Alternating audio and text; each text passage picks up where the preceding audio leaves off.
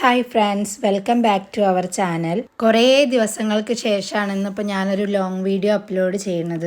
ഈ വീഡിയോയും ലോങ് വീഡിയോക്ക് വേണ്ടിയിട്ട് എടുത്തതായിരുന്നില്ല. ഞാൻ ശനിയാഴ്ച ഇതിൻ്റെ ഒരു ഷോർട്ട് വീഡിയോ അപ്ലോഡ് ചെയ്തിട്ടുണ്ടായിരുന്നു. ആ വീഡിയോൻ്റെ താഴെ ഒരാൾ കമൻറ്റ് ഇട്ടിട്ടുണ്ടായിരുന്നു, ഇതിൻ്റെ ലോങ് വീഡിയോ ഇടുമെന്ന് ചോദിച്ചിട്ട്.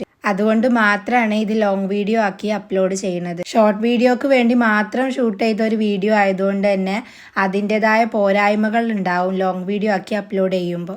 അങ്ങനെ പോരായ്മകൾ ഉണ്ടെങ്കിൽ നിങ്ങൾ എന്തായാലും കമൻറ്റ് ചെയ്യണം. നിങ്ങൾ എന്തെങ്കിലുമൊക്കെ കമൻറ്റ് ഇടുന്ന സമയത്താണ് നമുക്ക് വീണ്ടും വീണ്ടും വീഡിയോ ചെയ്യാനൊക്കെ തോന്നുക. അപ്പോൾ എന്തായാലും കമൻറ്റ് ഇടാൻ മറക്കരുത്.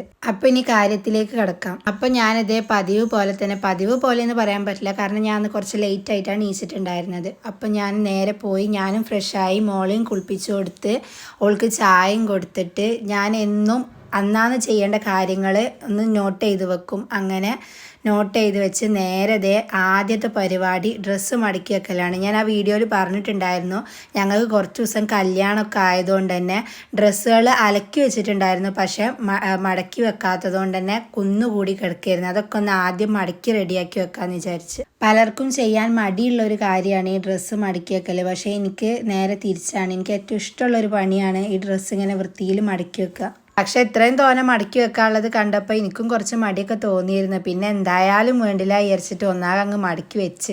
ഇവിടെ ഒരാൾ കണ്ടില്ല, എപ്പോഴും എൻ്റെ പിന്നാലെ തന്നെ ഉണ്ടാവും. പിന്നെ മടക്കി വെക്കലൊക്കെ കഴിഞ്ഞപ്പോൾ നേരെ ജനലും വാതിലൊക്കെ പൂട്ടി ഞാൻ ഇറങ്ങിയിരിക്കണേ. ഈ റൂം ഞങ്ങൾ അങ്ങനെ യൂസ് ചെയ്യലില്ല. എപ്പോഴും അടിച്ചോരി തുടച്ച് നന്നാക്കിയിടും, കാരണം ഇതുപോലെ ഡ്രസ്സ് മടക്കി വെക്കാനുള്ളതൊക്കെ അവിടെ കൊണ്ടുപോയിടാലോ വെച്ചിട്ട്.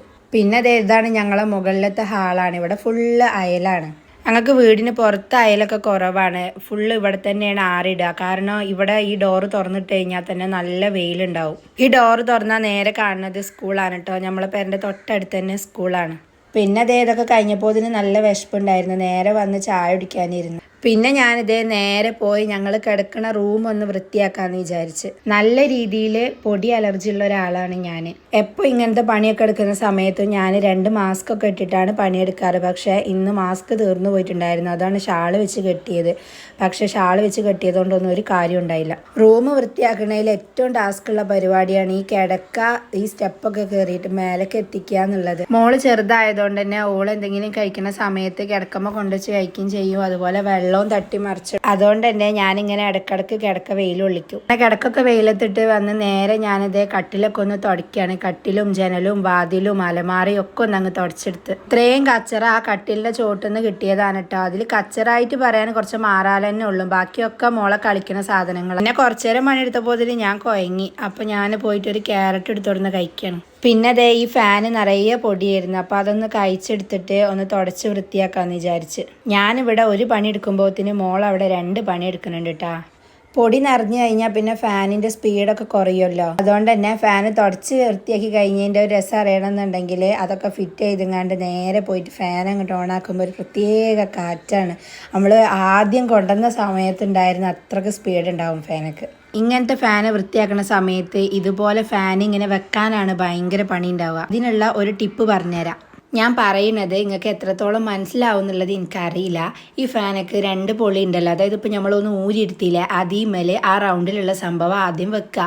എന്നതിന് ശേഷം ഓൾറെഡി അതീമുള്ള ആ പൊളിമക്ക് നമ്മൾ ഇതൊന്ന് അറ്റാച്ച് ചെയ്ത് കൊടുത്താൽ മതി. അപ്പോൾ പെട്ടെന്ന് അത് ഫിറ്റാക്കാൻ പറ്റും. ഫാനിൻ്റെ പണികളൊക്കെ കഴിഞ്ഞപ്പോൾ ഞാൻ നേരെ ടേബിളൊക്കെ തുടച്ച് ഒന്ന് ഒതുക്കി പെറുക്കി വെക്കുകയാണ്. എന്നാൽ വേഗം അടിച്ചൊരു തുടയ്ക്കാലോ വെച്ചിട്ട്. അപ്പോഴാണ് ഞാൻ ഇൻവേർട്ടറുമ്പോൾ കുറച്ച് പൊടിയുള്ളത് കണ്ടത്. അപ്പോൾ അതും ഒന്ന് തുടച്ച് വൃത്തിയാക്കി. പിന്നെ ഞാൻ നേരെ പോയി അടിച്ചു വാരി തുടയ്ക്കുക ചെയ്തത്.